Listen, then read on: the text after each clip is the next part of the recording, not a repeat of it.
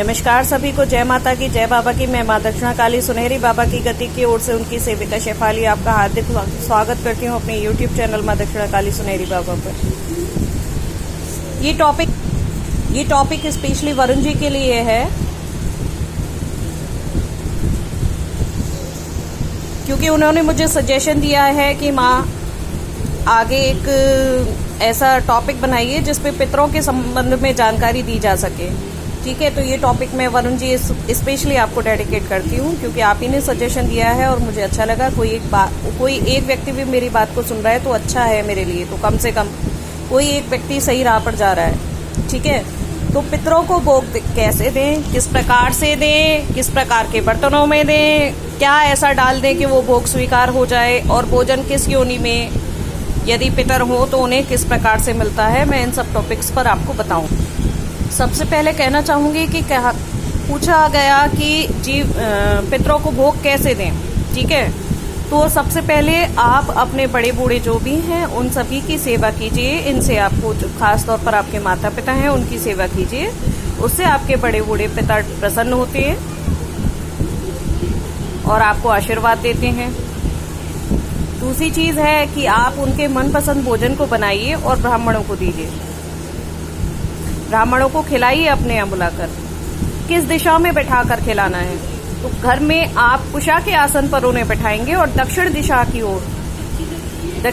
की ओर बैठाएंगे, क्योंकि जो पितर होते हैं इनका लोक, पितर लोक, यमलोक से नीचे पितृलोक होता है, जिनमें ये अपने देवता अर्य माँ के साथ विराजते हैं। और साल में एक बार कनागतों में, जब इनके 16 दिन होते हैं श्राद्ध के, श्राद्धों में ये सूर्य की किरणों के साथ साथ नीचे धरती पर उतर कर आते हैं और अपना भोग और भोजन प्रसाद जो भी होता है वो स्वीकार करते हैं और आपको आशीर्वाद देकर जाते हैं।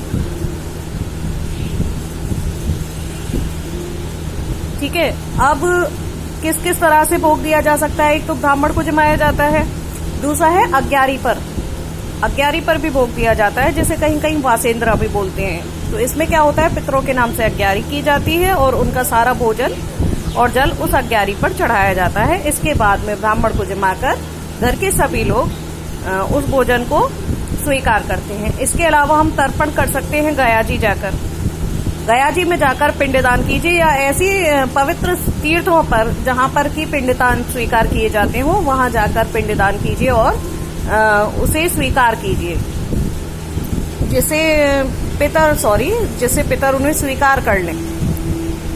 क्योंकि पितर सूर्य नारायण की किरणों के साथ ही नीचे उतरकर धरती लोक पर आते हैं, इसलिए मैं आपसे कहना चाहूंगी कि जो पितरों को अगर आपको कुछ पहुंचाना है तो अपने तांबे के लोटे में जल डालकर उसमें थोड़े से तिल डालें, कुशा डालें और सूर्य नारायण को अर्पण करते हुए बोलें कि हे सूर्य नारायण, ये जो मैं जल अर्पण कर रहा हूँ ये मेरे पितरों तक पहुंचे, ताकि वो जल सूर्य की किरणें पितरों तक पहुंचा दें। जो भी व्यक्ति माता तुलसी की सेवा करते हैं डेफिनेटली उनके पितर उनसे खुश रहते हैं, और तुलसी माता की सेवा करने वाले पर उनके पितर का आशीर्वाद हमेशा रहता है। अब मुख्यतः सवाल ये आता है कि किस तरह के बर्तनों में उन्हें खाना खिलाया जाए पितरों को। ठीक है, तो मैं बताना चाहूंगी कि पितरों को जो आप भोग देते हैं वो लोहे या स्टील के बर्तनों में कदापि ना दें। लोहे या स्टील के बर्तनों में यदि आप अपने पितरों को भोग देते हैं तो वो भोग पितरों तक नहीं पहुंचता, वो भोग नहीं पहुंचता है। इसलिए मैं कहना चाहूंगी कि आप दौने या पत्तल में ही, या फिर कांसे के बर्तन में, या फिर चांदी के बर्तन में, सबसे बढ़िया स्वीकार पितृ जो करते हैं वो चांदी के बर्तन में भोग को स्वीकार करते हैं। चांदी के बर्तनों में आप खिलाएं, और नहीं है तो कांसे के नहीं है, तांबे के नहीं है तो पत्तल सबसे बढ़िया है। मिट्टी के सकोरे, मिट्टी के कुल्हड़, इनमें आप थोड़ी कुशा डाल दें या तुलसी दल डाल दें और ब्राह्मण को जमाएं, तो इससे भोग पितरों को स्वीकार्य हो जाएगा। ऐसा भी होता है कि यदि हम पितरों के नाम से कोई भोग निकाल रहे हैं या कुछ कर रहे हैं तो वो भोग पितरों तक नहीं पहुंचता, उससे पहले ही दूसरों के जो पितर कौन होते हैं, पितर होते हैं हमारे। तो पितर जो हमारे बड़े बूढ़े मर गए वो हमारे लिए हमारे पितर हैं, किंतु दूसरों के लिए प्रेत हैं। ऐसे ही दूसरों के जो प्रेत यानी पितर हैं वो हमारे लिए प्रेत हैं। तो कभी कभी क्या होता है कि जैसे हम अपने पितरों के नाम से कुछ निकालते हैं तो वो दूसरे जो प्रेत होते हैं, वो पिशाच होते हैं, वो आके उसे खा जाते हैं, ठीक है। और ये ऐसा ना हो उसके लिए प्रोटेक्शन मैं आपको बताती हूँ कि आप उस पानी में, उस खाने में तुलसी दल डाल दें, कुशा डाल दें, ठीक है, थोड़ी सी कुशा डाल दें। कुशा ना हो तो दूर्वा डाल दें। दूर्वा के अलावा सफेद या काले तिल आप यदि उसमें डाल देते हैं तो वो भोजन कोई अन्य पिशाच या प्रेत नहीं ले पाएंगे। वो भोजन सिर्फ और सिर्फ आपके पितरों तक पहुंचेगा। अब जब हमारे जो बड़े बूढ़े हैं वो मर जाते हैं, क्योंकि आत्मा बंधनों से बंधी होती है, जन्म और मृत्यु उसके लिए बराबर है, शाश्वत है, बिल्कुल है। तो कर्मों के अनुसार वो अपने नए जन्म को प्राप्त करती है, नई योनि को प्राप्त करती है। यदि उसने कर्म किए हैं देवत्व के तो उसे देवता की योनि मिलती है, और वो देवता की योनि जब मिलती है उसे, तो वो उस योनि में जो हम भोजन अपने पितरों को कराते हैं वो उसको अमृत के रूप में प्राप्त होता है। यदि वो कोई राक्षस है तो उसे वो भोजन मांस के रूप में प्राप्त होता है। यदि वो कोई भ्रूण है तो उसे वो भोजन रुधिर के रूप में प्राप्त होता है। यदि वो जानवर है तो उसे घास यानी तृण या चारे के रूप में वो भोजन प्राप्त होता है। और यदि वो मनुष्य है तो उसे अन्न के रूप में वो भोजन प्राप्त होता है। इसके अलावा अन्य बहुत सारी योनियां हैं और उनके अलग अलग प्रकार के भोजन हैं। तो इस प्रकार से अनेकानेक योनियों में अनेकानेक प्रकार से वो भोजन हमारे द्वारा किया हुआ श्राद्ध हमारे बड़े बूढ़ों को मिलता है। आप ब्राह्मण को यथासंभव जिमाएं, दक्षिणा दें, भूखे को भोजन कराएं। उस दिन जितने लोगों को आप करा सकते हैं उतने लोगों को भोग प्रसाद खिलाएं, ठीक है। अब ये बता दूं कि ये कब कब करना है। तो पितरों का दिन हम कब बना सकते हैं या कब बताया जा सकता है। तो पितरों का दिन एक तो 16 दिन होते हैं साल में एक बार जो कनागत में आते हैं, पूर्णमासी से लगा के अमावस्या तक, जिसे पितरामावस कहा जाता है। उस दिन सभी प्रकार के पितरों को भोग दिया जाता है, ठीक है। और इसके अलावा जो दूसरी चीज है, कहते हैं कि मावस के मावस जो अमावस्या होती है, हर अमावस्या को आप अपने पितरों को भोग दीजिए। उसमें खीर मखाने डाल के यदि आप देते हैं तो और भी अच्छा है, बहुत अच्छा है, ठीक है।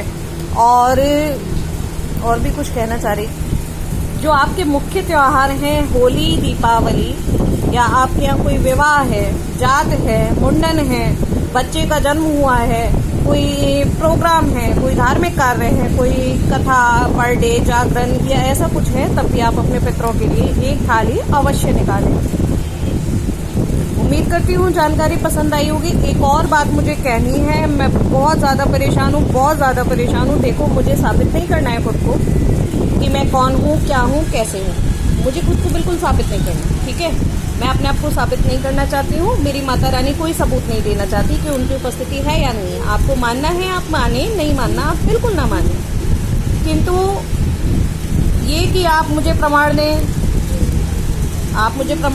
क्या सबूत है, या बिना बात के कुतर्क, ये बिना बात के कुतर्क किए जाते हैं मेरे से, बिना बात की उल्टी सीधी बातें की जाती हैं। मैं यहाँ आपकी सहायता के लिए उपस्थित हुई हूँ, आपके कार्य के लिए उपस्थित हुई हूँ। इसका आशय तनिक भी ये ना लगा लीजिएगा कि मैं कुछ कर नहीं सकती हूँ, या मेरी माता कुछ नहीं कर पाएंगी, या मेरे बाबा कुछ नहीं कर पाएंगे, ठीक है। मुझे क्रोध आना बहुत कम हो चुका है, बहुत लेवल डाउन हो गया है मेरे क्रोध का, किंतु कभी भी अभी भी कभी आ जाता है। तो ऐसा आता है कि यदि आप मुझसे सबूत मांगेंगे ना, मेरा ये काम करवा दो, तो मैं मान जाऊंगा कि आपके ऊपर माता हैं, आपके ऊपर बाबा हैं, ठीक है। वो काम तो मैं करवाने से रही, मैं हड्डियां तोड़वा दूंगी, फिर आप लोग मान जाइएगा कि हैं कि नहीं है माँ बाबा, ठीक है। तो मैं आपसे कह रहा हूँ, मैं अभी भी आपसे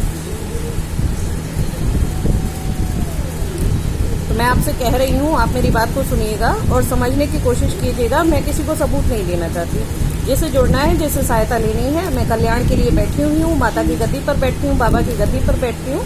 तो कृपया करके मेरे ऊपर थोड़ी सी दया करें, मुझे क्रोध न दिलाया करें, मुझे अच्छा नहीं लगता। और जिससे मैं कह रही हूँ स्पेशली, वो अपने भाई को जाकर जरूर ये वीडियो दिखा दें, ठीक है? कहीं ऐसा ना हो कि मैं कुछ गड़बड़ कर दूं।